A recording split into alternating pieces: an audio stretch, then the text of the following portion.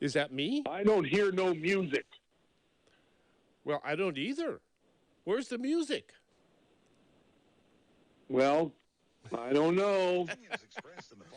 Well, we'll figure it out because there's two people in the studio and we have two engineers running around and me in the studio riding shotgun with Michael Zwerling for the Saturday Hey, special. Emma, thank you for being there for me. I think we've done Saturday specials before in the past together, but not for this. I asked you if you wouldn't mind being in the host seat for the Saturday special because I was going to be away today. Oh, And then we could just sort of do a tap dance together and see what happens on this Saturday special. that would mean you're not away. You're here, kinda. Who said that? Oh yeah. Well, yeah, in more ways than one. But it feels so naked to do the Saturday special without the good morning jingle. Well, let's see. Maybe I can figure out what to do here. If I press this, will it play? It would play if I turn this on. And let me. Which one is it? The hour one intro? Hour one intro, yeah, and make sure that the phone, that the computer pot is all the way is up and not turned off. Here goes. We're gonna give it a try, Z. Okay. No, I don't hear it.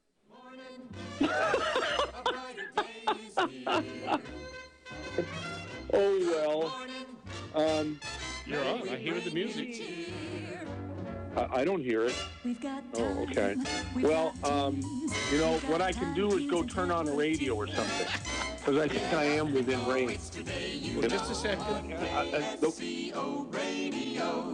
KSCO Radio. Okay, we're on, MZ. Okay. Is the music on behind us? No, it's over now. It's over now? Yeah, okay. It played, but you didn't hear it, evidently. All right. It must have played from the other room then, not in your room. Maybe.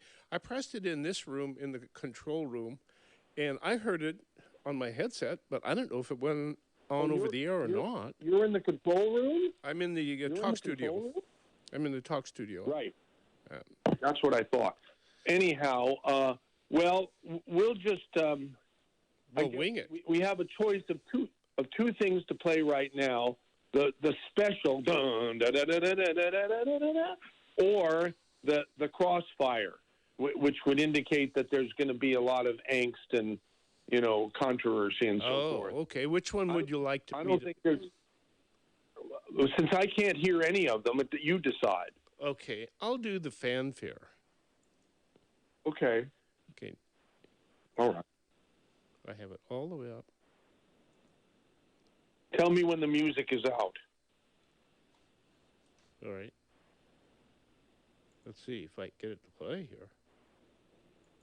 Well, I can't get it to play. Can you get it to play, Dave? To hell with the music on the Saturday special. To hell with it.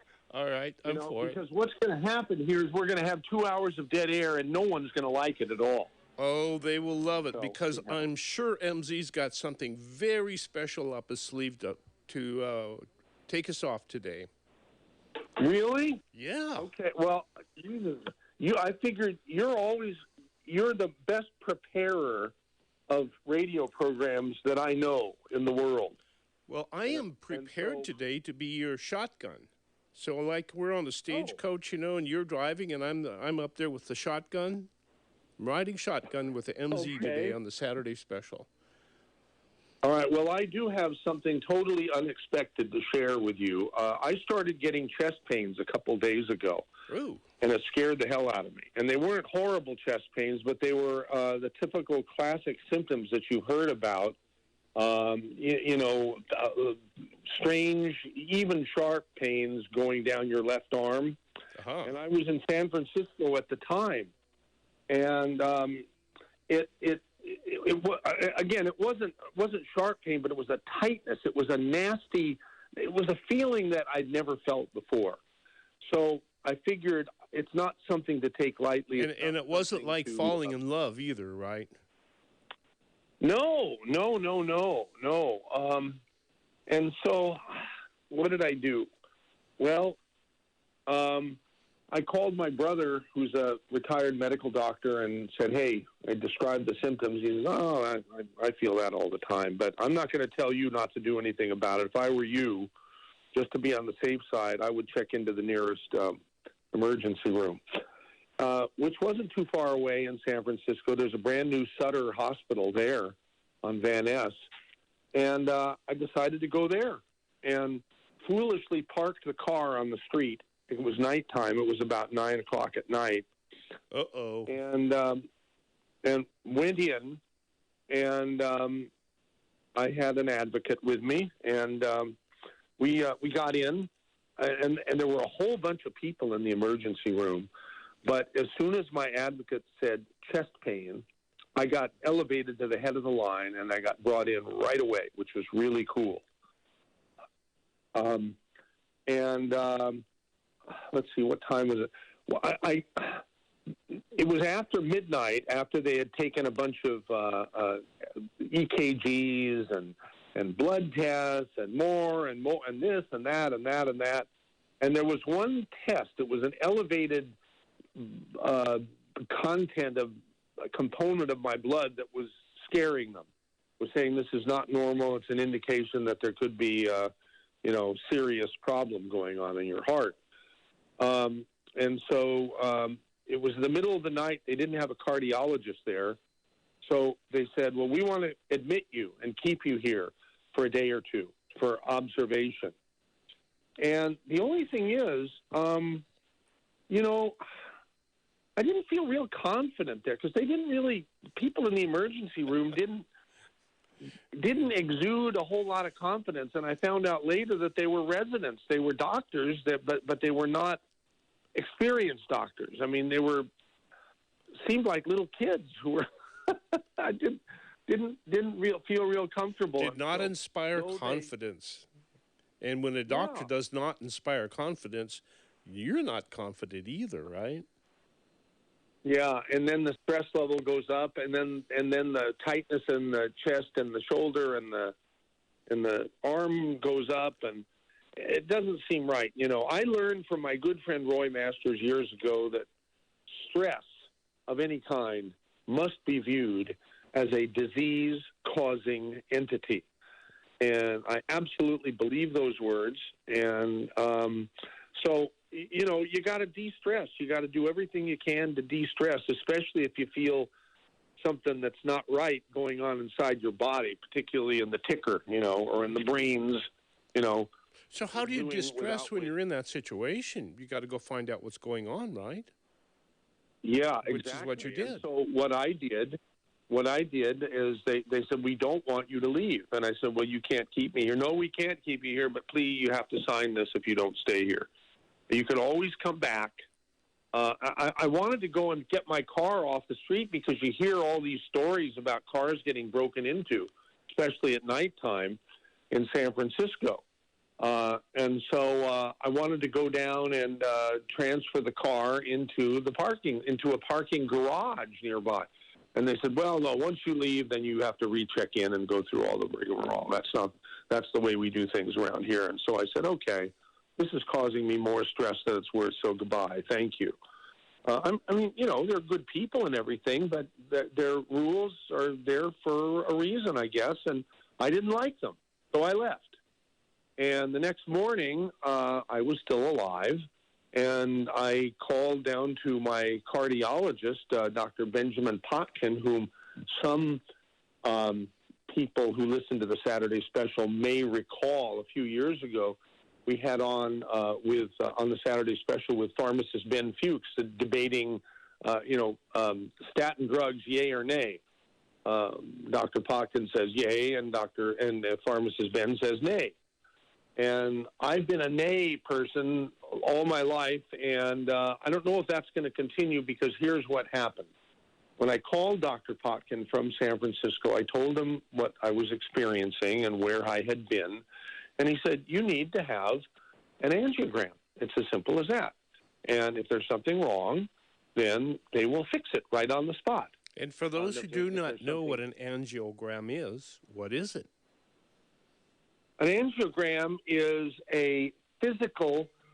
It's where they insert a wire into a major artery. Traditionally, that major artery was in your groin. They enter in your groin, in your thigh, and thread the wire up into the chambers of your heart. And now, years later, I've had like 2 or 3 of them in my life. And the first 2 showed total clear, no blockages at all. It was wonderful. The third one, which is what happened yesterday here at Dominican Hospital in Santa Cruz, where the people were absolutely fantastic in the cardiac specialty lab and cardiac specialty recovery room. And a parking lot. Julia. Yeah, and I'm telling you, anybody who we have a world-class, pure-class, really good, well managed cardiac catheter lab here at Dominican and Santa Cruz, because I can speak, with very relevant recent experience. Yesterday, I was in at 8:00 and I got out at 6, so I was there for 10 hours.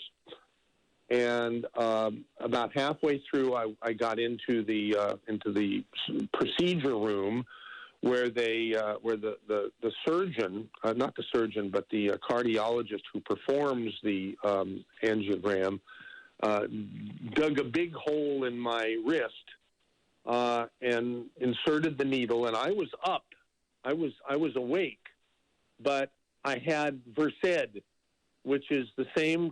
Everybody loves Versed. When I found out I was going to get Versed, I was very happy, because it makes you feel wonderful. What is that, a drug?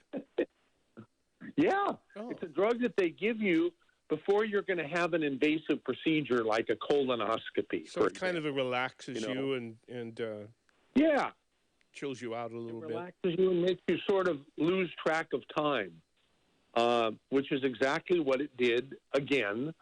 And when I was up during the entire procedure, or awake, but I guess sort of in la-la land kind of awake. And at the end, the doctor was gone, but the other attendants there, I said, hey, well, what happened? I heard them say something about angioplasty, and I heard them say something about stent. Does that mean I got that? And they said, yeah, you got 1 stent in you, because they found an artery in the heart, in the major, I forget what chamber it was called, but it was a major artery in the major heart that was 99% blocked. Wow. And so the doctor installed a stent. And so now I am the proud owner of a stent inside my still beating heart. And I'm supposed to go see my Dr. Potkin, the cardiologist, who set this whole thing up very, very quickly, and I'm very appreciative of that. He pulled strings. normally, when you say chest pains, almost anywhere they'll put you to the head of the line. But it was nice to be able to come back here to Santa Cruz, where I feel comfortable and where they know me and I know them, and so forth. So that's my little experience. I guess I'm going to find out more about lifestyle changes and stuff like that starting on Monday. But that's my little story. Well, wait a minute. Now that you have that stent in your heart, does it make you feel young again? I don't feel, any different, one way or another. But I'm hoping that it will. If your artery was 99% blocked, I would bet you'll feel young again. That's what they told me. And I said, did you say 99? I said, repeat it again, please. I don't understand how anything could be that blocked and a person not have a heart attack or have horrible pain or whatever, And I didn't have any horrible pain at all. Barely You could barely even call it pain. It's more discomfort. It's more tightness than anything else. But maybe people are listening today who have had this experience and want to call and share it, but maybe you have some ideas about how to do the rest of it.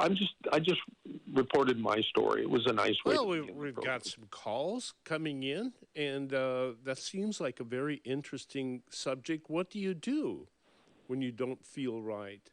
I always hide from it and hope it goes away. Really? And it usually does. At least it is to date. But your experience was most enlightening. You know, it's just something to watch out for, and I think that's something everybody should watch out for. And the other interesting thing is how nice it is to have a place to go, a place that you can trust, a place that knows you and you know it. That's a big deal. You know. Yeah, and I realized that when I was in San Francisco. Not to disparage Sutter, San Francisco. They have a brand new, sparkling, beautiful hospital there.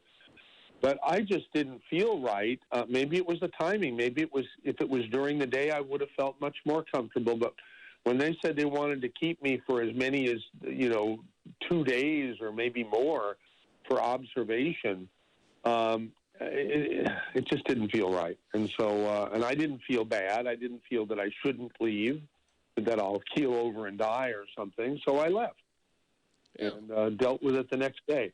So, and fortunately, you had somebody to help you out, and that was good. You want to go to the phones? We have Lee and Spreckles. Sure. Yeah. Our good friend Lee. We have Christmas here about to happen, and besides Christ's life and love for us, we love you, Michael Zwerling, and the blessing that's come is that you didn't stay where you were, because they had empty heads, and the real story is you have 60,000 miles of arteries, vessels, and capillaries. You have a heart that moves blood, and when you get blockage in there, you can wind up like my dad, dead with a cardiomyopathy heart attack on the Clark County Post Office steps in Las Vegas, Nevada. Some of the simplest things. A black doctor in Santa Cruz, his name was L.B. Work. He came to my shop door here in Spreckles and wanted to buy a worm farm.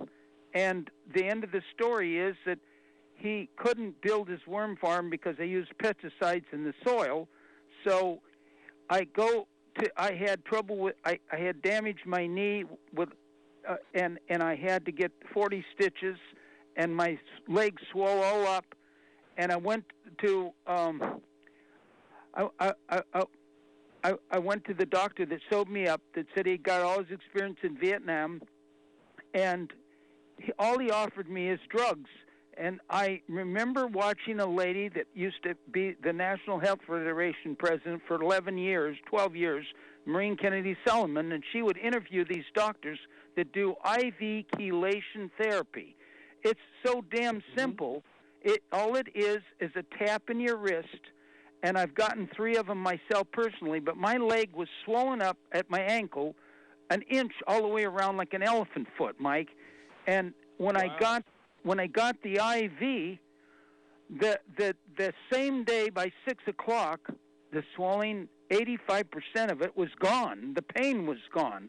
It was gnawing. I couldn't sleep. I couldn't lay down. I couldn't do anything. But the doctor told me I'd have to keep taking the pain suppressors for a month, and I didn't buy that, and I'm so glad I didn't. So I'm saying to you today, bypass surgery, all they do is they go down your leg and they rob a vein out of your leg, and then do a bypass around the blockage, where when you thankfully, no one's suggesting that for me, Lee, and I don't think people will, because they were able to deal with it while they were looking around, yesterday. So well, but see, here's the thing: is Mike, what I do anticipate is being strongly urged to do what millions and millions and millions of other humans are doing, and that is taking statin drugs to prevent further plaque buildup. And I don't know whether it reverses it or not. No. Well, here's the thing, Mike, is that if you go to the American College Advancement of Medicine, look them up. And they were in El Segundo, California, the last that I know. But I know that they do a world certification for doctors all around the world. But when you get the IV chelation of vitamins, minerals, and the amino acid, that chelates you. When you urinate that day, you're taking plaque and scale out of your body, and that swelling. Yeah, it's simple. It's a procedure. Any cardiovascular nurse, a doctor, will not. He won't even talk about it because it knocks his practice off the table. You don't need any of this other stuff. I'm telling you, when you're... Hey, Lee, what is the name of this procedure that you just mentioned? Yeah, IV chelation therapy. Okay, there you go. Now, and everybody out there, if they're interested, check out IV chelation therapy. And the American College Advancement of Medicine. There you go. Because they set the protocol. And when you check it out, we'll have... I'm sorry to overdo you. I love you. Thank you, God Lee. bless you. Merry Christmas to you. Kind words. You're above the grass, Mike. That's right now. You're live. And what you make a decision on is the critical. Thank you. Thank you. I think the next caller is, who is it, M.O.? It's Just Like. Cookie Land. Just Like. Yes. Hello, Just Like. No. Just like your mother in Cookie, but from Cookie Land. Michael, are you ready for your raffle? Caller, or are you just tricking? Are you a for real caller? I'm ready. You know who I am. Are you ready for your raffle? In your alphabet lesson now, do you know the difference between stint and stunt? Michael, pulled pork is a stunt, and in front of your mother, now you have stints.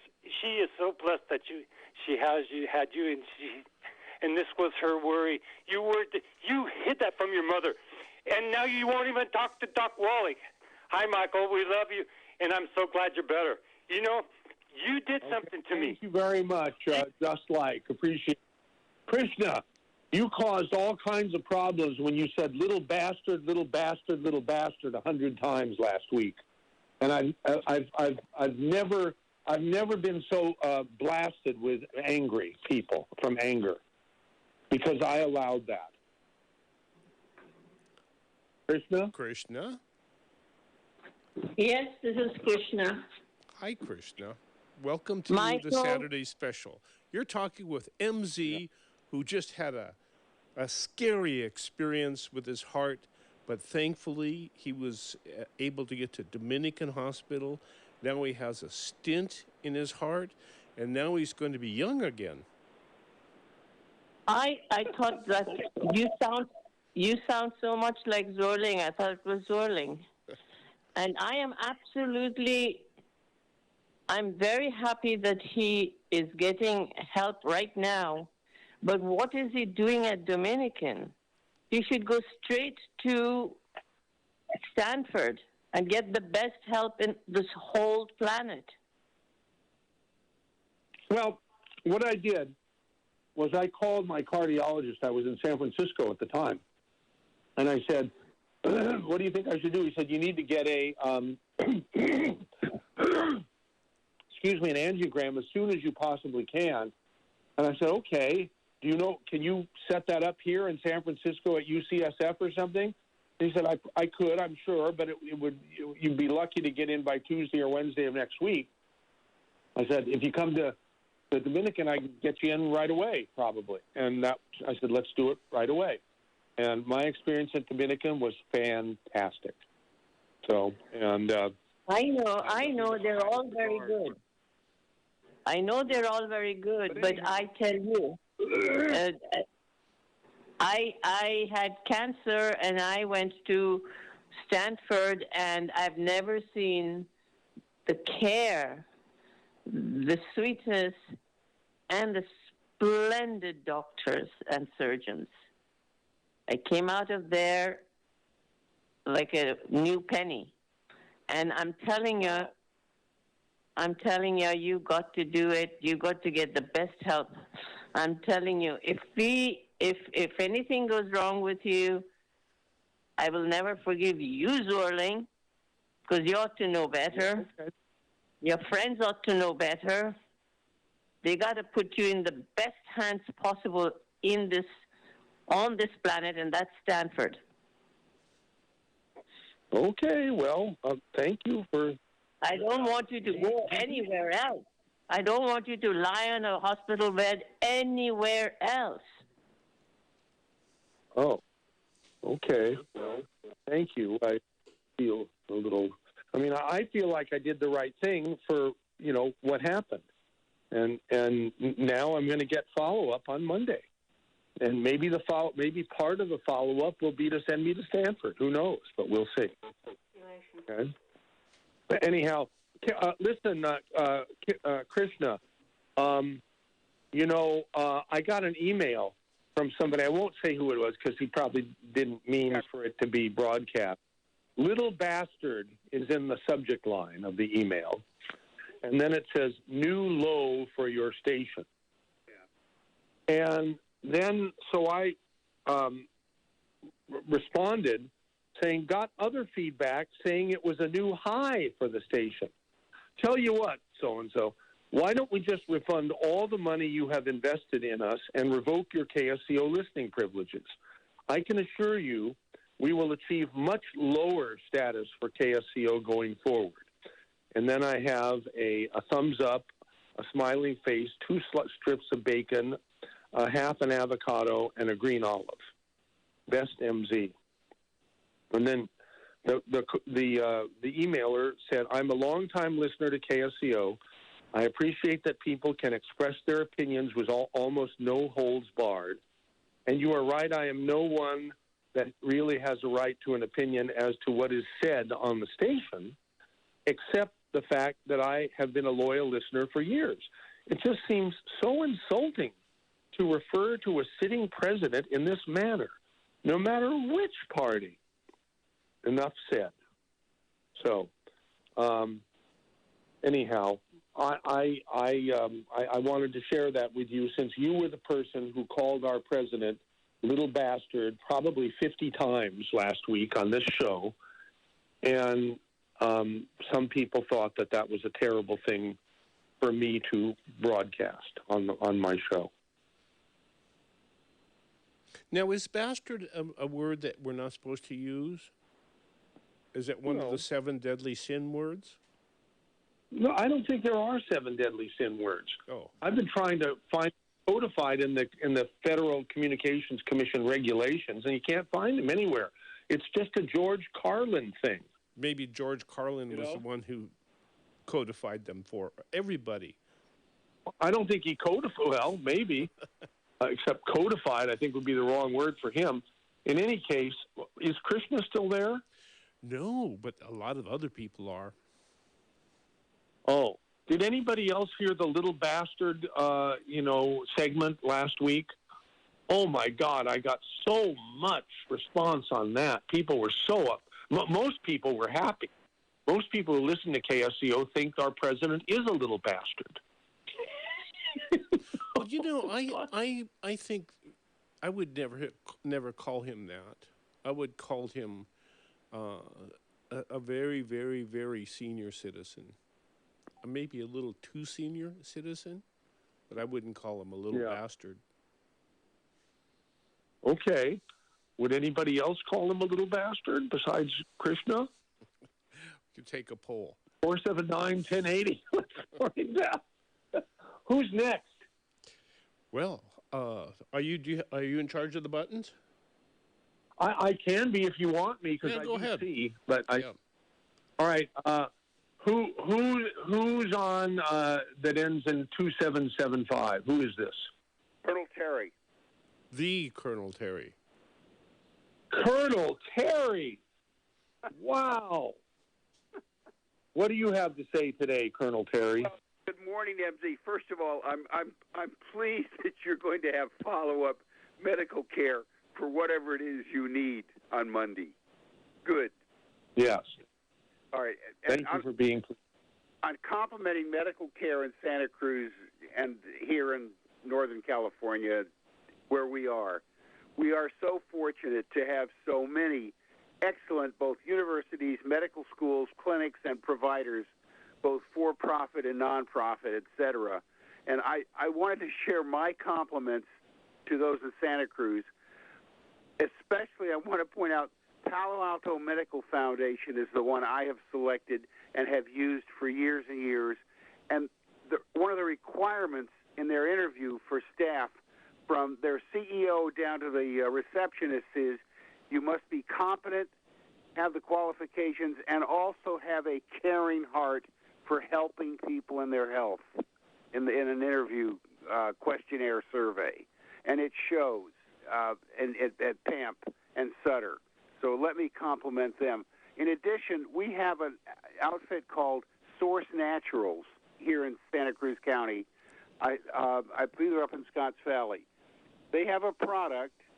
It has 25 things in it called wellness formula to address improve your immunity, similar to the products that Doc Wallach has. I take both, but the wellness formula has cured me when I've flown back from the East Coast on a one-way flight to SFO from near bronchial pneumonia the next day multiple times, sharing an airplane flight in February with 400 other people encapsulated, and the next day it would take 9 days of antibiotics on occasions.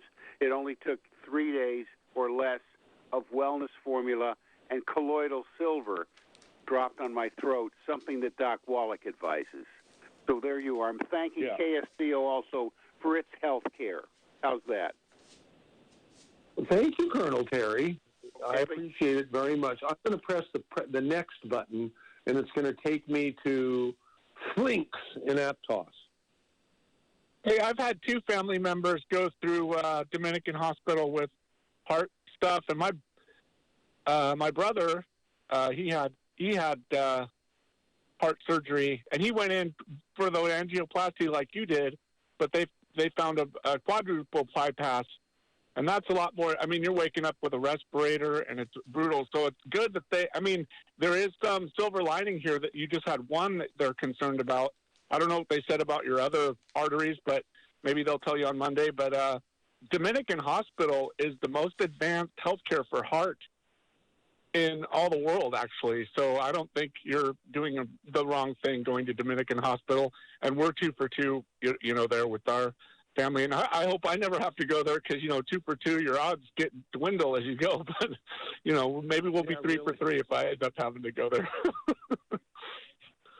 All I can tell you is that my experience yesterday was 100% plus, positive. So, hey, thanks for calling 479 and 80. Here's Pam and Salinas about chelation. Hey, Pam. Yeah, hi, MZ. I'm sorry to hear about your experience, but I do have a suggestion, and I'll tell you, my mother, who lived to be 98 years old, she was having heart issues, circulatory issues. She, her blood pressure was almost 200. At the time, there was an osteopath, and his name was Dr. Howard Press. He lived to be quite elderly himself, but he did chelation therapy, and at that time, it was about $150 out of pocket because insurance didn't pay for it. But I'll tell you, she started having these problems when she was in her 70s. It is a phenomenal procedure. It turned her around, and she had to have about 15 treatments. But the problem with some of these surgeries on the heart is you're only operating on one clogged artery or one clogged area of the body, whereas chelation therapy cleans out the entire body. I mean, it cleans out every artery, every vein, everything. Her memory improved. She never lost her memory. I mean, it was just phenomenal.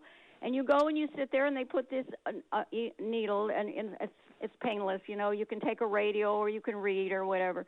And it takes about 2 hours. She went about 2 times a week, 2 or 3 times a week.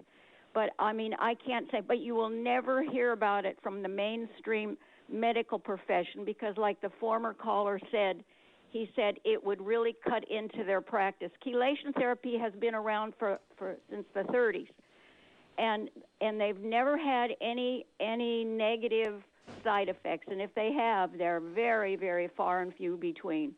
So I would look into that. Now I will.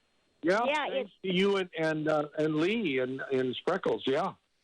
Yeah, but there was a doctor in Santa Cruz. I don't know if he's still there. I heard him talking, I think it was on your radio station years ago. His name was Warren Klausner, Klausner. He was also an osteopath, which is, actually a cut above a regular MD. I mean, and he did chelation therapy. Whether he's still there or not, I have no idea.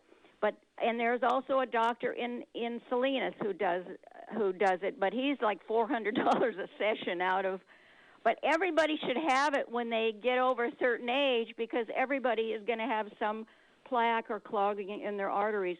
But my mother had the only pretest she had to have was to make sure her kidneys were functioning, because when you have chelation therapy, what happens is the kidneys have to take this plaque and gunk out of your body. But she did just fine. I mean, it's an amazing procedure, and I've heard that that what you had does not last as long, because some of the mesh screens that they use to filter out the stuff in your arteries, it'll start to plug up again. So the secret is to get it all out with chelation therapy. But you look into it, and I wish you the best, and Merry Christmas. Oh, wow. To you too, Pam and Salinas. Appreciate your call. Hey, Z. 479-1080. Yes. Bye-bye. I just did a search for chelation therapy plus Santa Cruz, and there's a whole bunch of people that are doing this, whatever it is. Oh. Maybe we could get it cheaper if you bid them against each other, Uh-huh. Right. Yeah, that's an idea. Who's next, would you say? Well, I would suggest it would be Margaret. Or? Oh! If I press take next, it is Margaret. Hi, Margaret. Hey, MZ, the beat goes on. Good to hear it. Yeah, well, thank you. Like a heartbeat? It's new. Yes, I get it. Okay. Did you get a D-dimer test? No. D as in dog, D as in dimer. It shows like the plaque of the blood. If it's, I don't know, they say you need a D-dimer. So try that. Suggest it. It's cheap, and you get, it's like $80, and you get the results back in 15 minutes. So you should have a D-dimer. You look it up. Hey, Krishna. I want to talk to Krishna. I've never seen a bass turd. It's probably very, very little. Better to have stated the big coup d'etat, tyrannical, trauma, terrorist, insurrectionist, President Biden, be called an octopus turd. Yeah, that would be better than a bass. What's it, octopus turd? I assume Krishna has heard you. Thank you, Margaret. Here's Chris in Santa Clara. Hi, Chris. Hello. Chris. There you are. Hi. Hey, Michael Olson, maybe you should talk, because Chris doesn't seem to want to. Hello, Chris. Are you there? I think we have a... Let me see if we can punch him up here. Put him back on. Yeah, I've been trying to talk. Guys, can you hear me? We hear you now. Do you hear him, Michael? Yes, I do. Okay, go ahead, Chris. Yeah, okay. Yeah, no, if that's okay, thanks. I appreciate you taking the call. I guess regarding calling Biden a bastard, I don't understand maybe what the particular issue is. Have we necessarily devolved into we've only got to do name calling? I'm not here to, I don't want to create a gigantic argument, but I'm really sincerely kind of opening the dialogue here, what policy decision or what did he do that I guess has got whoever wants to say that down to that level of, it's like middle school name calling, right? Now, if you want to disagree with policy, great, bring it out. I would hope that Krishna would call back. Krishna is the one who made that statement last week multiple times on the Saturday special, and I'm the one who allowed her to because I'm wired that way. Really, Chris, I don't know how long you've been listening to KSCO, but I'm really all of us here, Mo, Michael Olson, and Rosie, and Dave, and David, and everybody at KSCO is really into the same idea of having a civil discussion about things. Now, I suppose I'm not advocating censorship at all of a caller, making a statement like that. It's more so I think that if somebody does want to devolve into name calling, perhaps part of the discussion can be steering it into, so what is it you're upset about?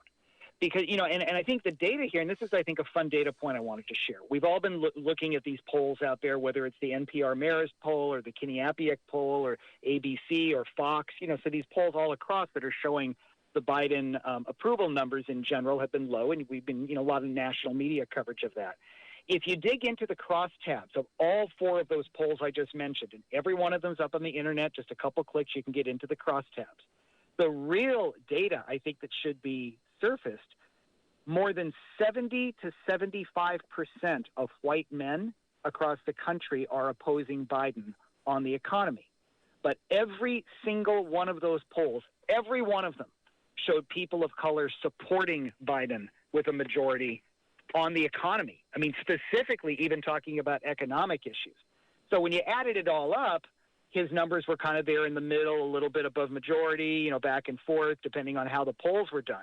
But the headline could be 3/4 of whites hate Biden, majority of people of color strongly behind him. That would have been an accurate headline across the country. And to me, I mean, all the journalists really are kind of just, oh, no, let's just kind of scramble it together for the top line. He's got a slight minority opposed. I think we need to really start to focus in on the reality of this data that in poll after poll after poll, people who self-identified as white male, especially non-college educated white men, some of those polls, it was more than 80%. More than 80%.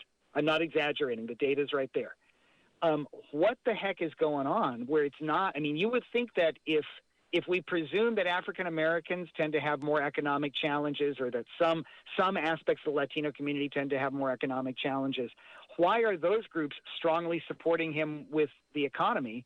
And this gigantic supermajority of whites is saying we hate Biden, and they're just so angry at something about the economy. What is it they want? Well, Chris, clearly all white men are racists. Well, I didn't say that. I'm of European descent. I didn't say I'm racist. I didn't say he's racist. I didn't say anybody's racist. I didn't mention the word. I said there's the data here about economy. The so other I am data steering I have it back. seen, Let's look at the data. The other data I have seen is that the Hispanic community is now roughly equally divided between left and right, which is for male on men. And if you do the if you break that out a little more, it tends to lean more so with the Cubanos, and some of the other South Americans are leaning that more so. It is eroding a little bit within the Mexican American. Yeah, is it the people who are coming from those socialist countries who are fleeing those countries, like Nicaragua or Cuba? Those countries, are those the countries that are leaning more toward the Republican side? Well, there's certainly no group so far I've seen that shows any majority leaning toward the Republican side. It now is you're bringing about a third, and in some cases it's showing maybe 40% of some groups of Latino or Hispanic men. But that's going to be more so across the whole U.S. It's not going to be out in the West Coast. What do you think Biden offers people of color that the Republicans do not offer them? Oh, I think you're going to have you're talking about Biden personally, or because you just said it was Biden versus the Republicans. The political world that he represents? What do they offer the communities of color that the Republicans do not offer? I think part of it is opportunity and less anger towards the demographic change in the country. I think what you're finding so is you that are saying that large, the whites are racist then? Is that what I'm hearing? I didn't say that, did I? Well, You're kind using of the drifting that way. Well, I never said the word. What I said is that you asked me what are the Democrats offering people of color that perhaps the Republicans aren't. And what you said is that the white folks are antagonistic toward the shifting of color, which would indicate that there's some kind of racist component there. I think there is. I think when President Trump said there's good people on both sides. And I think when you're looking in particular about, especially in some parts of the South where there's a lot of white protests right now that are going on, I think the Democrats are saying, hey, listen, you know what? Get over it. White power is over in the United States. Demographically, this will never again be a white-run country. Let's go ahead and build coalitions together because there is no immigration coming in from Europe. We know in the next 20 to 30 years, the immigration flow is clearly coming from the South to the North, clearly coming from Asia to the West Coast. This country will continue to change. There will never be a white-run country again. Well, so let's bring together and let's bring together and let's find rather than protesting against it and people getting angry and saying, "Hey, white power, we need to protect white power," which was what that. So I think that might be one of the big differences. So what are we going to build coalitions around? If we're all I would say education opportunity. I'm very much opposed to this issue of eliminating the SATs. In fact, if you look at the statistics, in the last 20 years, the Latino community actually now dominates admission to CSU. I think, frankly, this proposal to eliminate SATs, in my own opinion, you may not like this, but this is a clear white supremacy move. This is not about supporting POC. The Latinos in CSU right now are by far the plurality. Number 3 ranking are whites. In the UC system, the Latinos in the last 2 cycles pre-pandemic, without any affirmative action in the last 20 years, without any race-based admissions, strictly based off scores of SATs and grades, there are now more whites being admitted to UC overall than there are. More Latinos getting admitted to UC overall than there are whites, especially brown women. And so as soon as that happens, as soon as the graphs have now passed, everybody, no, we got to stop the SATs. Too many brown people are being successful. If you look at the ones who are advocating to get rid of it, I understand the connection there, but maybe. I think you're funny. I think whites are finding that they cannot compete in the same way that they could before, especially non-college educated whites. Okay. And you're finding that the grandkids of the farm workers, the grandkids of those poultry workers, that there's a set of family values, I think, within some of these agree with you 100%. And I think family values is really the glue that holds communities together, whatever their color. Doesn't really matter what color they are. But what really holds things together are those family values. And the Hispanic community holds on to those family values at least until the 3rd or 4th generation. And then who knows what happens there. Hey, Chris, let me ask you this. Of course. We've given you an opportunity to express your opinion here. But if you would not call President Biden a bastard, what would you call him? I think he's a kind man. And I think he's a person who is for himself personally, I think he's pretty transparent. He's a person of faith. He certainly, I don't think he plays that game. He's always been a church-going Catholic. I think he has a sense of Catholic social teaching in terms of social justice, and from his perspective as an East Coaster, wanting to offer opportunity. And I think he's somebody. He certainly is not somebody who calls other people names and tries to make other people feel badly. Do I agree with every one of his policies? No, I don't. Do I agree with many of them? Hey, Chris. Thank you very much for expressing your opinion. Really appreciate it. No. Wait. I want to say one thing. Is white supremacist a name call is because I could have sworn I heard Biden call Kyle Rittenhouse a white supremacist. Isn't that name calling, Chris? Isn't that name calling? Probably. You know what? I would say it depends. Possibly, it depends. I mean, I don't know enough about Rittenhouse and exactly all of his connections. He's a young man, very, very, very young man. So I'm less likely to name. Yeah, I think he. Well, what I think he does lower himself to calling names, people names, and I think that there are some people. No, it's okay. I think there are some people who would say white supremacist is not necessarily bastard is not any type of descriptor, unless you're talking about being a kid whose parents aren't married. If you want to call somebody a white supremacist, then you're saying, hey, this is a person who believes in genetic supremacy of white people. So that's not necessarily, that's not calling people nasty names. That's calling people maybe an unpleasant description. Good point. Hey, now before you go, I want to know, how did you discover KSCO and how long have you been listening? And thank you for participating. Well, I grew up in Los Angeles, but I've been in the South Bay for almost 35 years.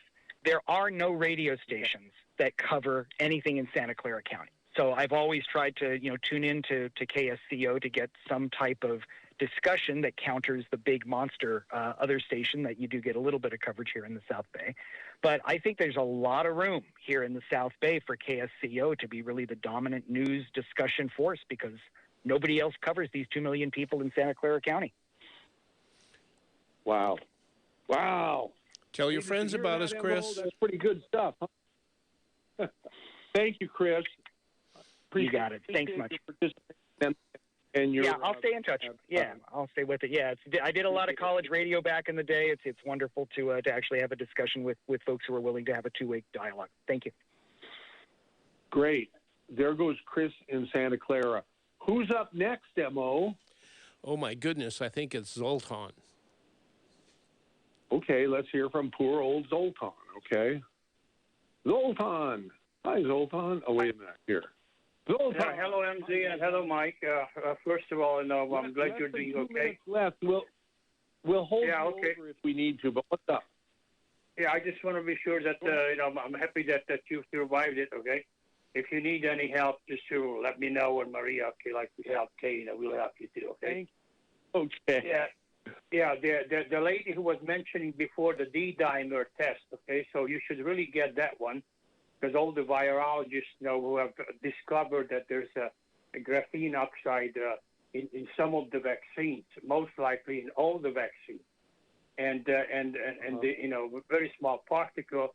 It's almost like a little blade. They just cuts up the artery inside. Okay, so you could have gotten some damage and actual blood clot. Okay, so when you go back Monday to the doctor, just ask for a D-dimer test. Okay, so that would indicate that if you had any additional artery damages. Okay. Right. Okay. So if you want to hold over, then I have a couple of other things too. Well, if you have other things to discuss, we'll hold you over, Zoltan. But we do have a bunch of other callers. Well, okay, fine. Okay, then there's one more thing. The World Economic Forum, which was supposed to be in Davos, with Klaus Schwab, who said, okay, by the year 2030, you ain't gonna have nothing, and you'll be happy. In other words, we're gonna run you blind. KSCO Cruz, the leaders, Monterey, San Jose. It's 11 a.m.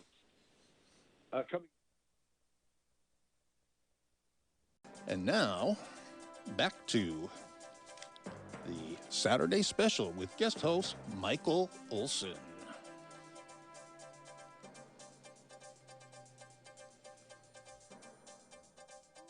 Hello, darling. I hate to hang up on you, but I'm sorry, baby, but I have to go. It's time for that wonderful record show. I'd love to visit, but you'll have to call back. KSCO has the inside track.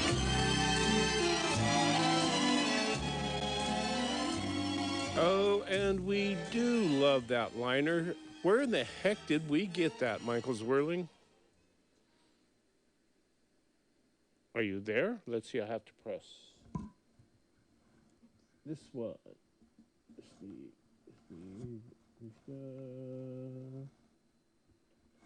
Is that you, MZ? No. Okay. Steve. Where is he?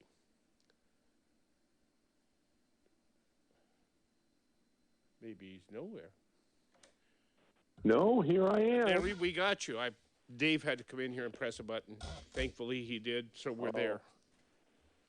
I've been saying, I'm here. I'm here. Oh, look who's here also. Krishna. Krishna's called back. This is going to be exciting. Should we take Krishna's call, I think Emma? so. You're the real... She's the one that started the show off with her little bastard story. Yeah. Did you hear Chris call in from over the hill, Krishna? If there ever was a little white racist that called today, that was him. Now, he Krishna, is a little racist. I know that you're a very articulate person, and you don't need to stoop to name calling. Even I'll say that. I mean, you could now racist is name calling. You know, I've always thought that the word racist was not name calling, because in this world, prejudice and racism comes as naturally as thirst and hunger. I've never met anybody without prejudice, and whenever I meet them, I don't trust them as far as I can throw them. And I am prejudiced, and guess what? Every time, if it's a good person, if it's a bad person, I got to meet and talk to them. And more than half the time, my prejudice disappears. Prejudice is also very superficial, but it exists. And sometimes, and rightfully so, because it can get you from getting killed. Now, I sound crazy now, but I'd rather be crazy and not be I'm not saying a liberal. I'm not saying you sound crazy, but I do think that you are. I know that you're a very articulate person, and you don't need to have name call. Now, you've made a point that maybe it's not name calling, just as Chris made a point that white supremacist isn't necessarily name calling. But there you go. Bastard is necessarily name calling. By the way, would you be willing because to it has with I'm sorry. You're saying that white racist is not, it is name calling because it has withstood the test of time and continued with whatever it means to certain people. I don't know. He gave me an acceptable answer when I said he said Biden is a nice man and he would never call names. And then I remembered that recently he did call a name. He called Kyle Rittenhouse a white supremacist when he had no basis for doing that. Yes, and then this exactly right. Called in, whom I wish would call back, and so that he could engage in a nice civil conversation with you right here on. I will have a civil conversation with him. But you know what? Okay, Chris, call back, please. We do have open lines. Chris, call back. Chris, if you're still listening, call back. What I'm going to say now is that what did our founding fathers do for this country that is the most precious thing in the world? And very few countries have it to the extent that we do. What is it, MZ? Free speech. Free speech. Free speech. Free speech. Yeah. And if you don't protect the free speech of those you consider obnoxious, those you considered unread, uncultured, and uncouth, you don't understand freedom. And you would be the first person to squash freedom. This is why I am so deathly afraid of liberals, of Chris's type. Okay. All right, Chris is back. Hey, Mo, I can do this if you don't mind. Go I ahead. can put them together. Go ahead. All right, and I'll lock them in. Now, here, I mean, I know Krishna will be courteous, and I know Chris will be courteous. And by courteous, all I mean is let the other person have their say, and then don't talk. Don't worry. Please. Don't worry. I'm old, okay. And I am. I only am. I don't know what you mean by discourtesy, but I'll be a good girl. Well, just talking over people like they do on Fox News all the time. I can't watch Fox News too much because they let people talk over everybody. No one gets to hear anything. Okay, hold on. Yeah, you're right. Here, let's bring Chris back and lock him in. Okay, Chris and Krishna are on the air on KSCO with MZ and MO. Or MO and MZ. Hey, that's wonderful. Thank you for inviting me back. I appreciate that. Okay, did you happen to, I didn't hear whether you heard last Yeah, I did. Okay, or whether you were just reacting to an email that I read earlier in this show.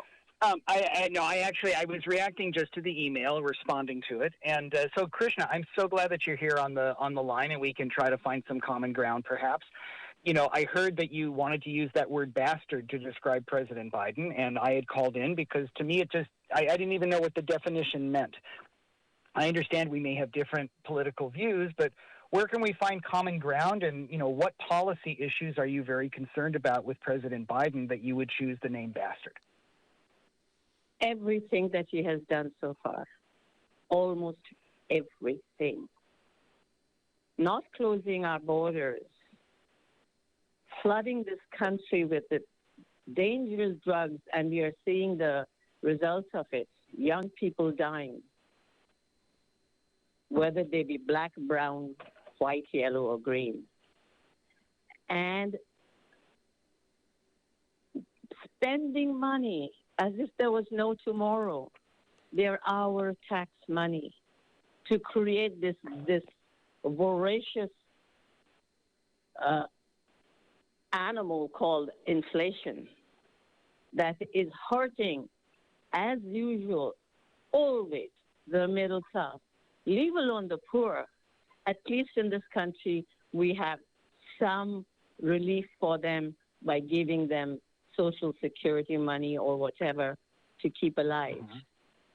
But the middle class who work their butt off and get nothing for it, no help from the government or anybody else, though they are the ones that are getting pushed under. So Krishna, if you have more, I'll wait. Go ahead. No, go ahead. What do you have to say to that?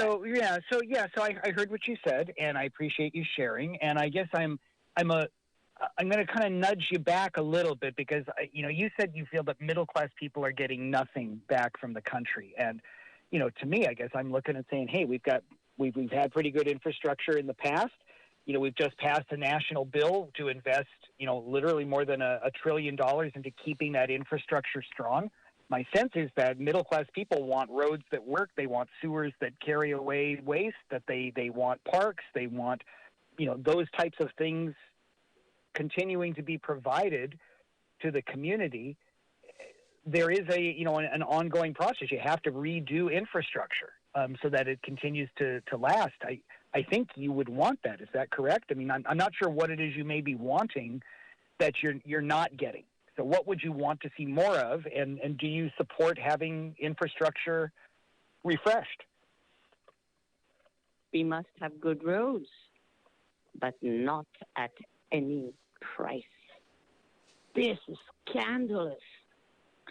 Trillions of dollars for cleaning up our roads, for fixing our roads.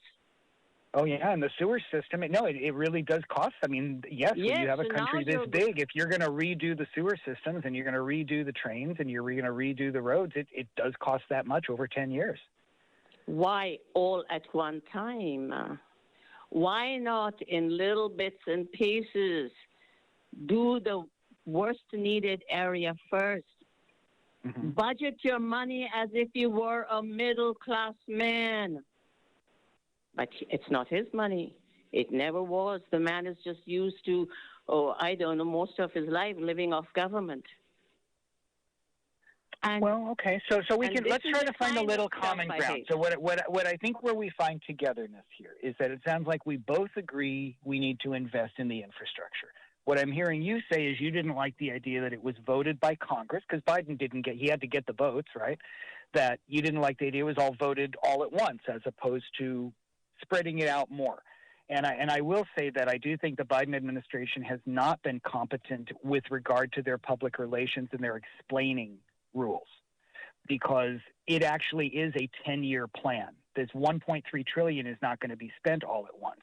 And perhaps if you had been more, if they had maybe spoken to you a little bit more directly to show, hey, this is how this money is going to be spread out over 10 years, maybe you'd feel a little bit less frustrated, because that is what you're asking, Krishna. That is actually what bill was passed. I mean, I would encourage KSCO, call Congressmember Panetta, get Jimmy on the line here and make him defend what he voted for it, right? So make him defend and make him go ahead and he can explain how that money would be spread out. Because what I'm hearing from you, Krishna, is that if you believed that it really was spread out and budgeted, you might be a little less hostile to the idea. You hear me wrong 100%. Okay, well, please correct me then. He has taken the money out. This doesn't have to be voted on anymore ever again. This money is going to be wasted, corruption, and this money is going to be gone. So you don't believe the money will be? You want more oversight on how the money is spent. I think we could find common ground on that. I'm totally fine with having radical audits on this money.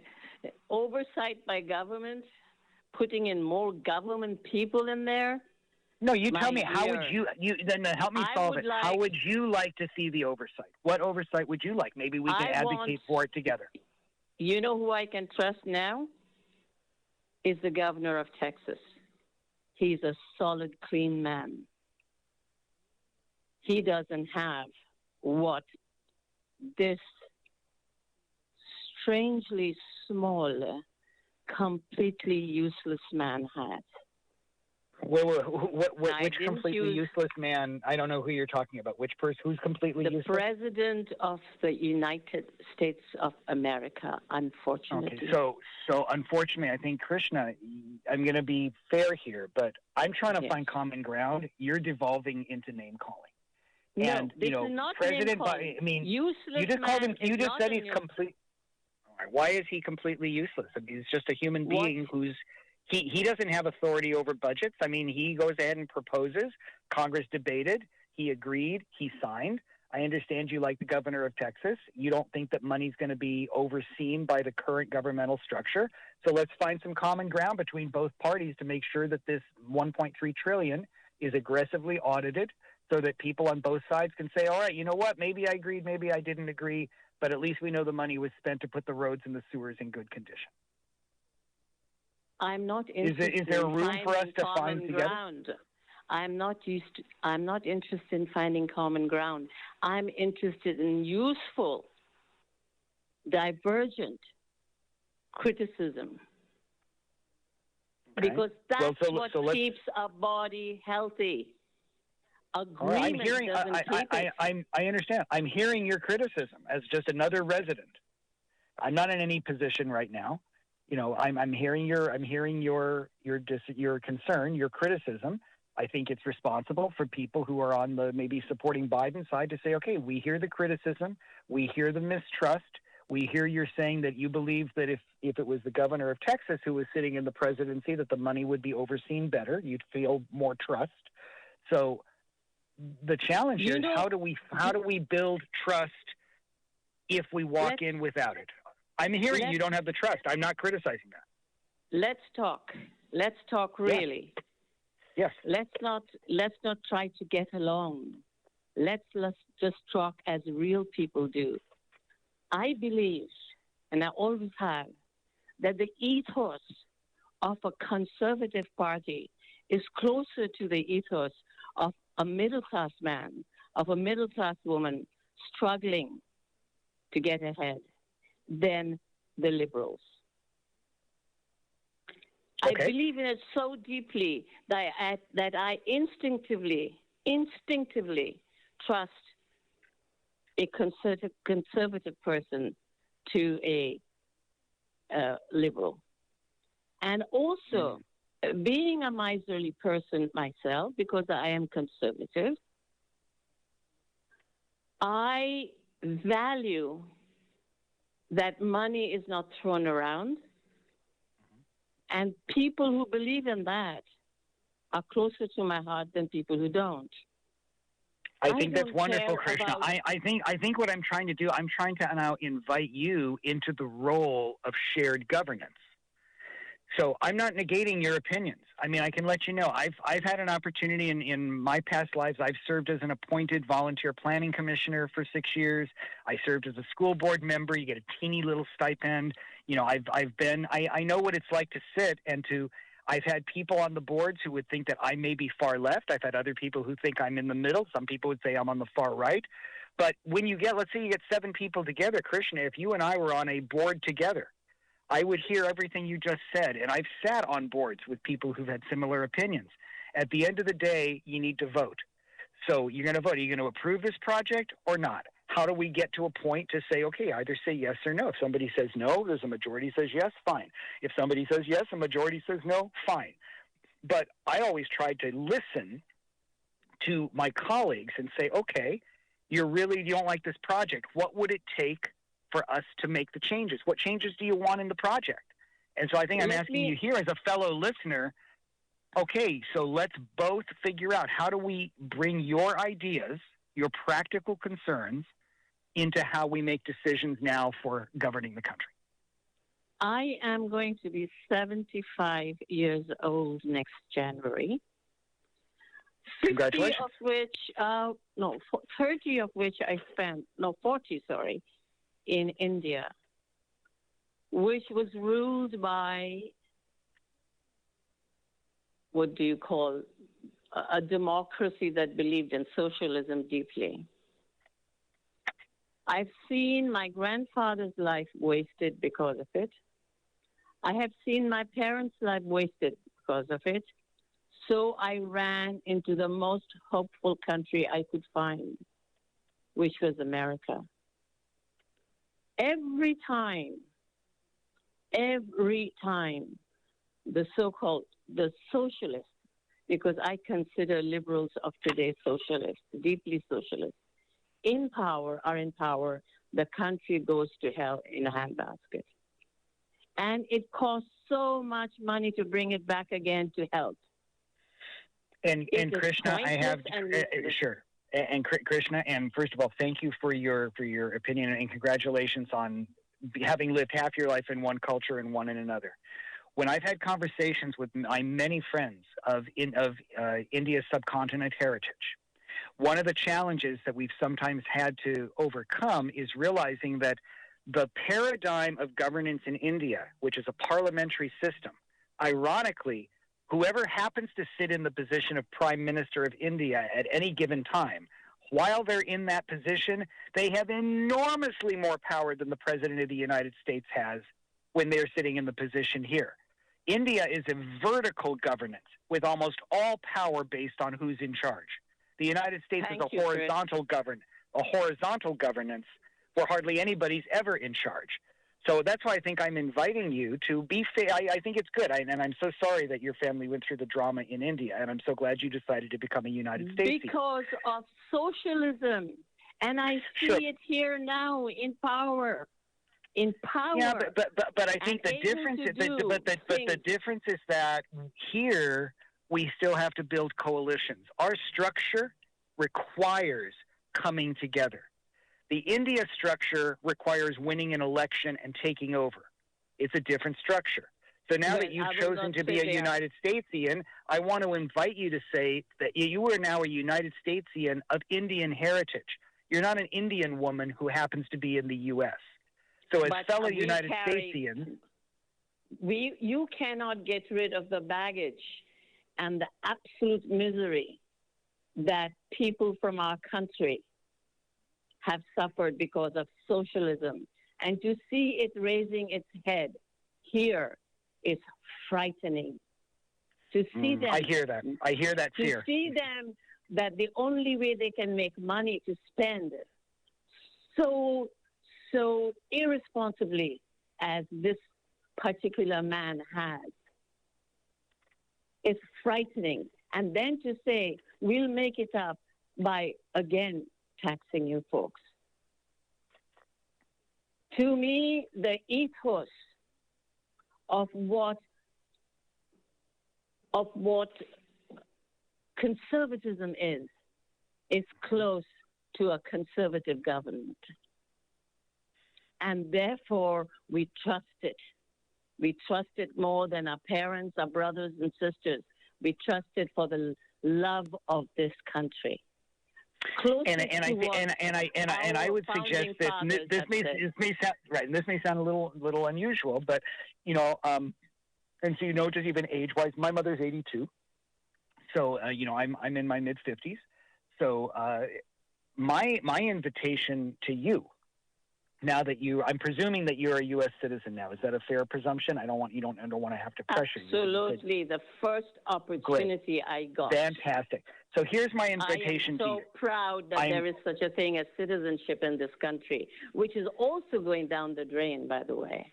Right. So I ask you, in fact, I'm going to beg you, whatever city you happen to live in, I'm presuming you're in the Santa Cruz County area, or I'm on the Santa Clara County side. I'm presuming you're on the other side of the hill, like in Monterey or Santa Cruz County.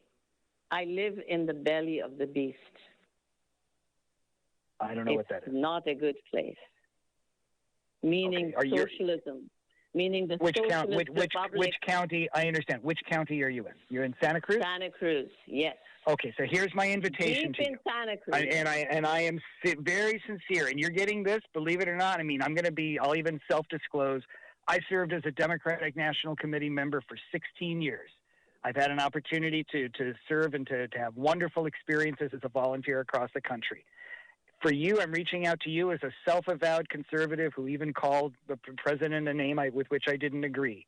I beg you, find a county commission for which to apply. We need your voice. I'm asking you. We need your voice in local governance. Please apply for a vacancy on any county commission you can find. I know there's vacancies right now in Santa Cruz County. Not every appointed position is full. That might mean one meeting a month, maybe one meeting every 2 months.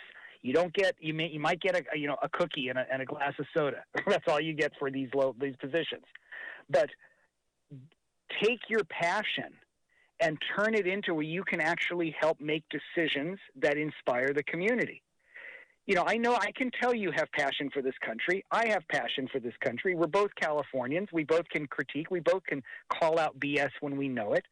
But I think if we get away from the fear of our heritage and come to instead a shared sense that we're all here together now, we can build off what made us who we are today and then force our community to move forward. Because I'm pretty sure, Krishna, that if you filled out a wonderful application, took 20 minutes, found something for which to apply, you just go online, look at your county, look at the county website, find out what positions are open, and say, you know what, at 75, you're willing to do it for 2 years or 4 years. That would be great. That's my encouragement to you. To go deeper into the belly of the beast. Yeah, to be there, to be present. Without spending a penny, I will do it tomorrow. But to get in there, if I ever will, I have to spend a huge amount of money. This is not running for office. No. These are not. I didn't say elected position. I mean, if you want to run for elected office, go do it. I mean, I've done that. I mean, I've done it. I've won. I know it can be fun. I'm talking about appointed positions. You don't have to campaign. You just fill out your application. There's almost always open vacancies available where you don't even compete against anybody half the time. And you fill in your application. They'll come in and just make sure that you are a citizen. Ask you some basic questions, make sure that you're able to serve, and you get appointed, and you get a packet emailed to you, and you go to your meeting once a month. That's it. I'm not talking about you have to go spend money and walk doors. I mean, if you want to do that, that's fine. But I'm talking about there are 8. How do you get results if you're not appointed? I mean, if you're not I'm saying running for apply. elective government. Oh, because 90% of the commissions are not elected. Okay. People don't realize they're there's a county planning commission, there's a county parks commission, there's a county library commission, there's a county cemetery commission. You know, there are numerous, especially in Santa Cruz County, numerous small environmental related commissions. That's why there's so many. Good. Sounds fair enough. Good. Okay. Good. Hey, we found commonality. See, there we go. I am I am going to be 75. My energy is getting worse. My memory even more worse. I don't know if I would do the county any credit besides merely being a conservative. But my concern is that I was going to say something to you, Chris, is Democrats of today are not the Democrats of, say, what your grandfather was. I'm afraid to even say your father, but your grandfather must have been. They were rational people. They had middle-class standards. They cared about money. They cared about the truth. They did not obfuscate, not in important matters. And those were the salt of the earth. It has to do with but the generation of your grandparents are not alive anymore.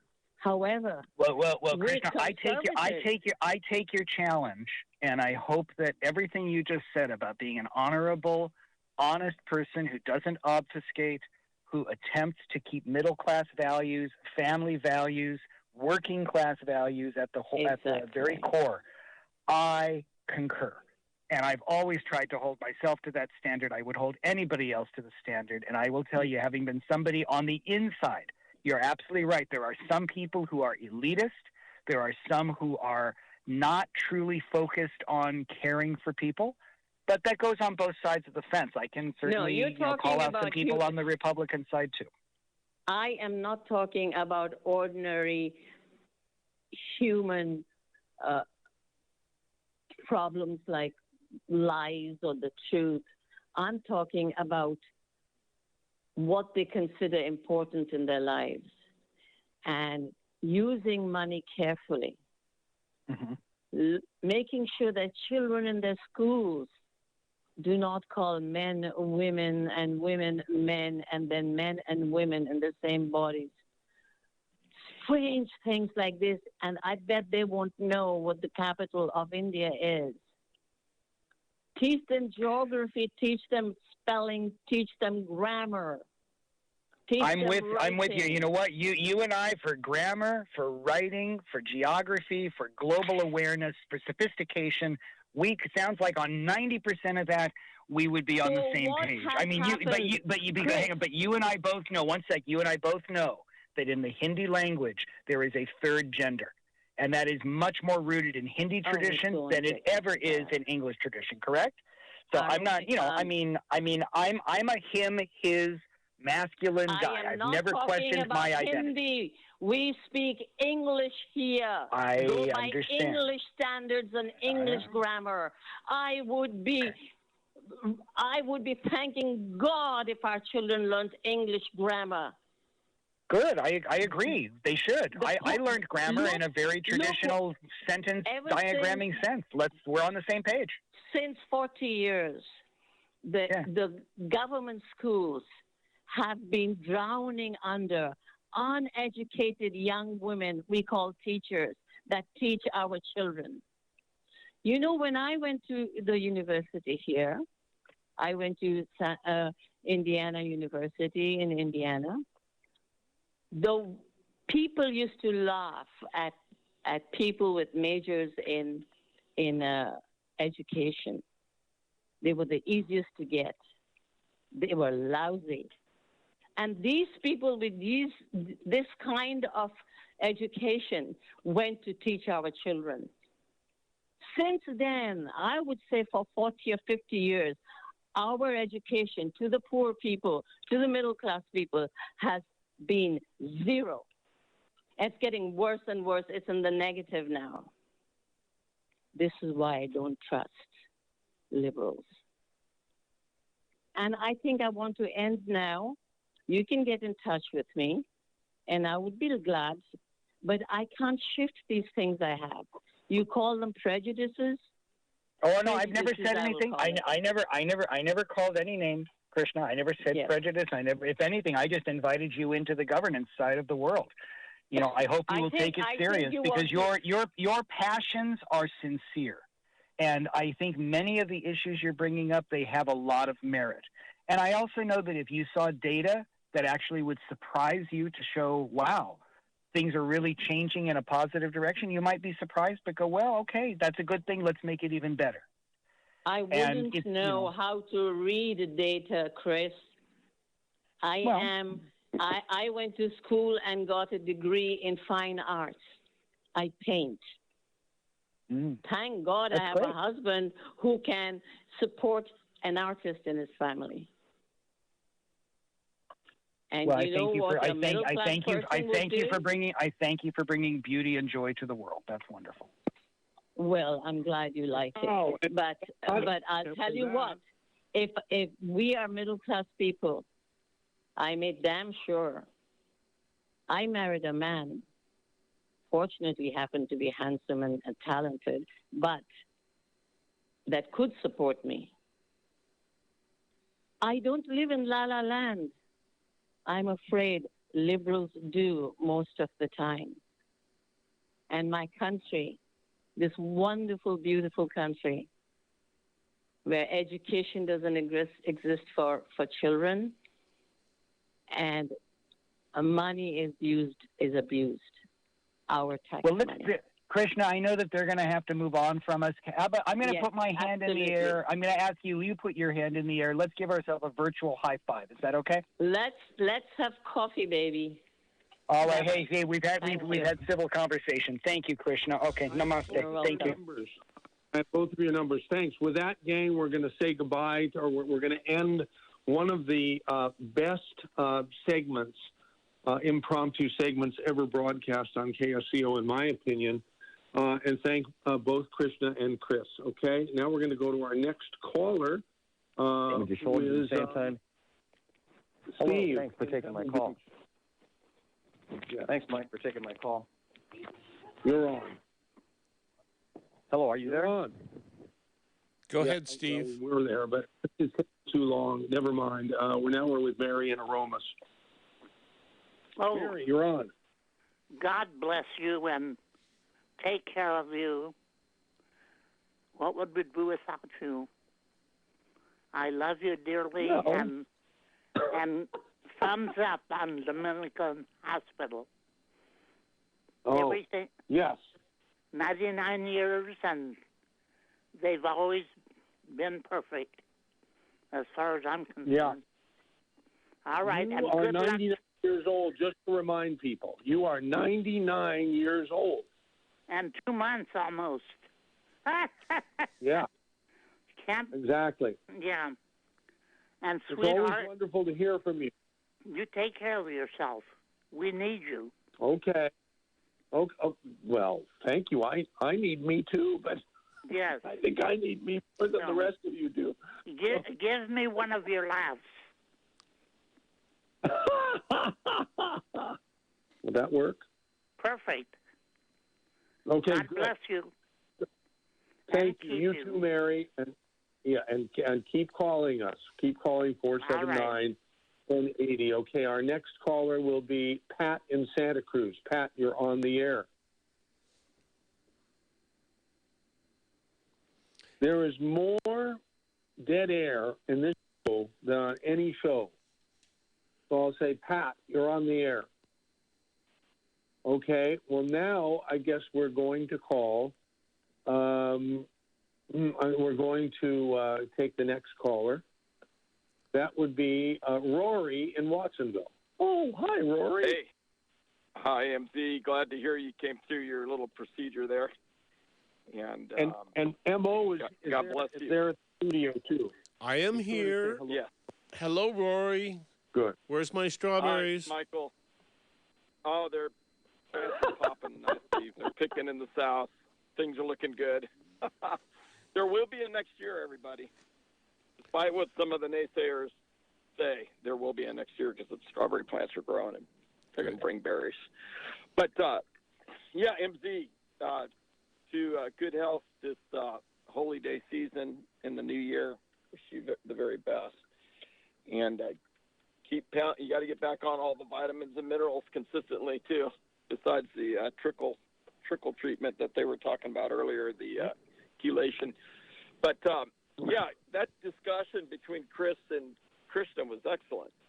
And Chris is well-spoken, and he's very smooth as well. One thing if I had a moment with Chris, I'd say, hey, Chris, you know that so-called infrastructure bill that took 19 Senator rhinos, by the way, to pass, McConnell being the chief rhino, and 13 rhinos in the House.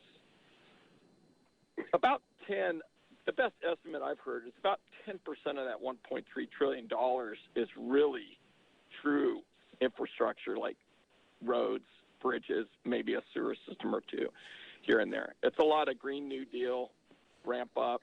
It's not good. And the others are earmarks and pork. Earmarks and pork, the rest. And I wouldn't use the pejorative that Krishna used for our president. I'd just say he's corrupt, and he's beholden to the CCP criminals that dominate China and are running their criminal operation all over the earth. And they dominate D.C., they dominate Hollywood and media. All you got to do is look at Nike. For one example, the NBA is dominated by Nike. The NBA is roughly an $8 billion a year business. Nike's a $40 billion a year business. And Nike makes their money by cooperating with the CCP, that is the CHICOM, the Chinese Communist Party. And they build. They make all their shoes in China, and they use low-paid to slave labor. And anytime you see that little Nike swoosh on some uniform, they've gotten their hooks into the Major League Baseball now. They dominate. There will be no dissent. Okay, that's why you see major NBA stars would shout down anybody that brought up the Uyghurs or any slave labor issues and abuses in China. So, Chris, if you're still listening, I know you know this, and there's no getting around it. The Democrat Party and a good portion of the Republican Party are beholden to the CCP and their cash, lots of cash.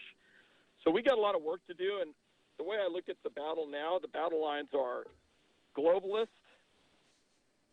versus Americans. Hey, Rory, may I pitch in here with an observation about the Chris and Krishna debate that we just had? It was really interesting to me to hear how the two approached their discussion. It seemed like Chris, who is a very good politician, and I think is perhaps almost a professional politician, in that what he described his participation in the Democratic Party was, it sounded like he was a very ardent politician, whereas Krishna was arguing kind of from her heart and Chris from his brain. So there was like two different ways of approaching an argument, a discussion. They're both trying to come to grips with how they see the world. One spoke of it from her heart and the other from his mind or his brain. It was just an interesting debate in that respect. Yeah, and to Krishna's credit, she brought up the border. There's going to be over 2 million illegal aliens that are coming across our southern border mostly this year. 2 million. Mm-hmm. That's an invasion. Well, that's not a what if or a possible. That's happening right now. This administration, under the very corrupt, senile Biden, is allowing a flood of who knows who into our country. That's not America. We have laws. They're scoffing at the law. Mm-hmm. They're a laughingstock. This thing, like trying to make everybody take the shot, it's a joke. He's a joke. It's not the government's job to force medicine on anybody. Nuremberg trials, they hung German scientists, German doctors for experimenting on human beings against their consent. Okay? That's a fact. And we're a signature to the Nuremberg Treaty. I have informed consent. Every American citizen has informed consent. These criminals, these corrupt politicians that are running the government right now and their collaborators in the House and the Senate and the courts are trampling individual rights. Not only a Fourth Amendment right that each of us has to be secure in our person, but we signed on to the Nuremberg Treaty. We're signatories of that. That's law. Chris, are you listening? Would you force somebody at the point of losing their job, an unknown toxin? Okay?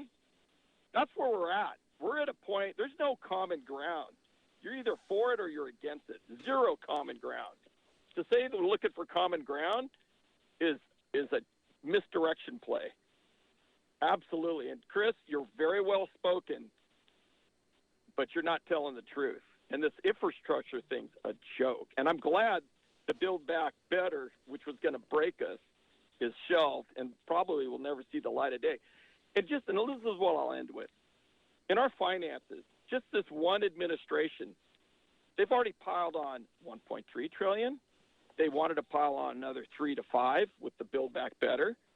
We've got structural deficits of over $1 trillion a year for the next 10 years. Nobody's addressing that. They're going to crush the U.S. economy, the U.S. dollar. Nobody wants to buy our bonds. You know who's buying our bonds, gentlemen, right now? The Federal Reserve Bank and the Treasury. No, I'm sorry, not the Treasury. They issue them. The Federal Reserve Bank, which is a banking consortium of private banks. It's not the government. It's not China right now. It's not China right now. No, they're out for themselves. No, they got their own problems, but they're out for themselves. And they buy our politicians like cheap harlots on the street. It's disgusting. And I'm with Krishna. We got to do a hard turn quick in this country. We're going to be in major trouble. And Biden is a demonstrably corrupt individual. Look at Hunter Biden's laptop, quote unquote, the laptop from hell. Okay? And I heard a great interview with Robert Kennedy this morning. He's got the book on Tony Fauci. Go buy a copy. Shocking. Shocking. There is a medical chemical attack on the United States and the free countries in the West. Other than that, Merry Christmas, you guys. Merry Christmas, Rory. All right. Thank you. Here's Randall in Pacific Grove. Hey, Randall, you're on. Hello. You may remember there was an incident in Larimer, Wyoming. I believe it was the late 90s, where there was a gay man who was crucified. The reason I called is because I think that people should pay attention to why there was a 22, 23-year-old lady who was murdered. And the reason the police murdered her is because she was a witness to them murdering the two women who were married and working at the coffee shop and store. They murdered those two women because same-sex couples are not allowed in the state of Wyoming. It's a capital crime.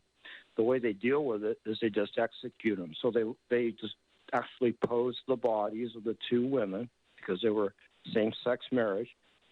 They shot them 5 times, and they posed them in an obscene way. Gabby Patino was friends with them. They had to eliminate her. That's why the Moab police killed her. They killed Brian Laundrie, which is when he fled in the van, he knew they were going to come after him.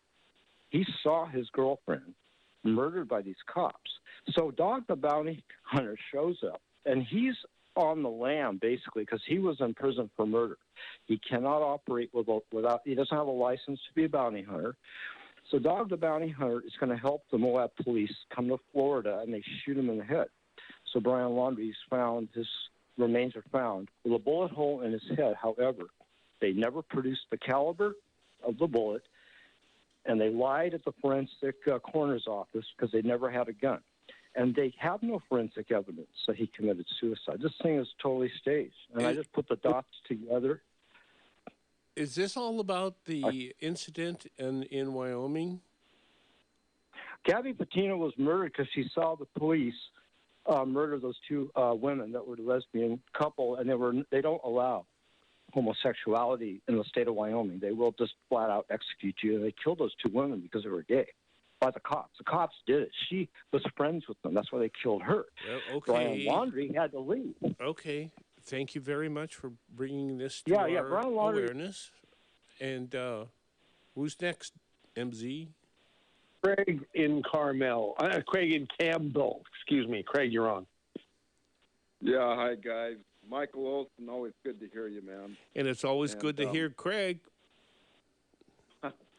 Yeah, well, hey, guys, I just started listening this hour. I was able to. MZ, how are you doing? Are you okay? I mean, did you have some surgery? I'm sure you always just a procedure. I got a heart stent when they saw that when they did a procedure that threaded a needle and a camera into my heart, and they found a big obstruction. They said it was 99%, and they fixed it when they were in there. And now he's going to feel like a young man again. Hope so. We'll see. Where are you at? Are you at home?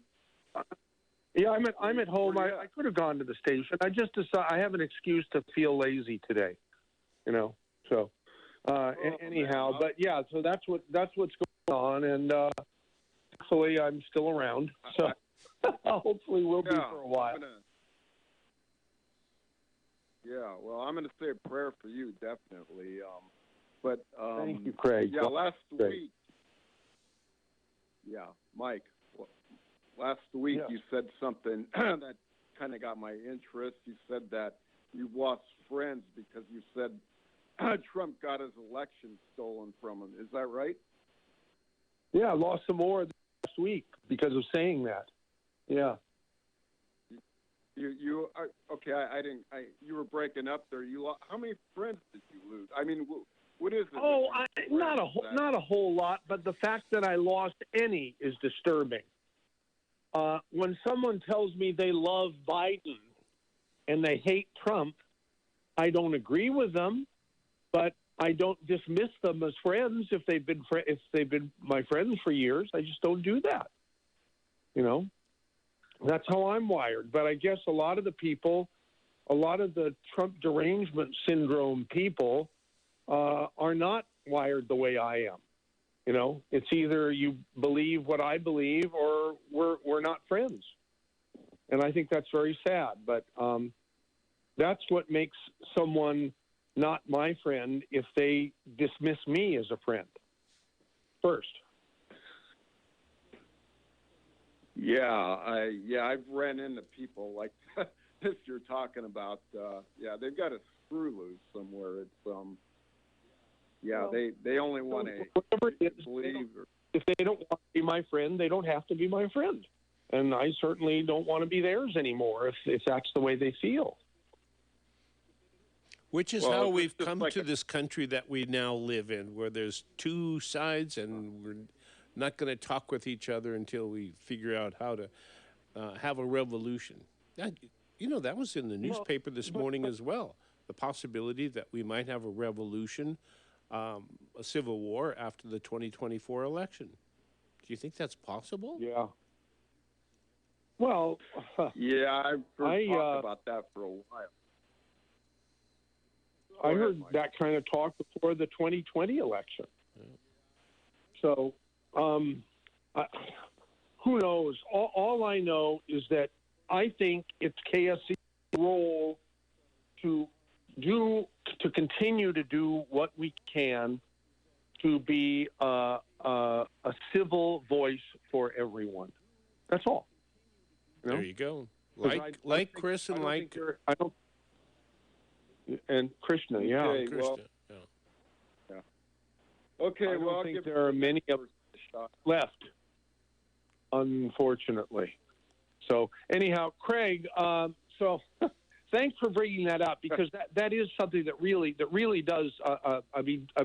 Not Chris, Craig. Thanks for bringing that up. I guess you can tell that there's some residual from my ordeal here, because I'm calling people by their wrong names. But I think that's a particularly sad state of where we are in our country. How it started, I noticed it back when Bush and Kerry were running against each other for president, and that was way back in 2004, I think it was, and people were losing friends over Bush versus Kerry, and here we are, and it's so much more widespread now. What do you guys think? I think you're right. You know, one of the reasons I think you're right is that politics has become a 24/7, 365 business. We're always on the fight. We're never going to put it down. If we have an issue, we're going to use that issue, and we're going to fight with it and fight with it and fight with it, and we're not going to put it down for any civil discussion. Well, I think I'm just going to say, Michael, I hope you get a lot. I hope you're getting better there soon, and I hope you have a great Christmas, both you and Michael Olson. So, and you as well, Craig. Yeah, okay, very. Time on the... Okay, you bet. Now, Orrin is next. Hi, Orrin, you're on the air. Orrin, oops, wrong one. That's a Tom Quinn guest. Oh yeah, but just waiting for the next hour, my friend. God bless you guys and Merry Christmas. And you as well. Okay. I thought he might want to, chime in on this also, but I guess not. Well, here's Steve in Pebble Beach, who's been on hold for more than an hour. I think we went to you, Mike. Steve, and there was. I know. Everything was a glitch. Combobulated. I wanted to say garlic, Michael. Eat garlic, okay? Oh, my Michael, God. Are you there? Oh, are you there? Yes, I am. Yeah. Okay, I'm not in Pebble Beach, so who knows what the coverage is like. But eat garlic. Glad you made it. I wanted to say Julian Assange had a stroke under all the stress he's going through.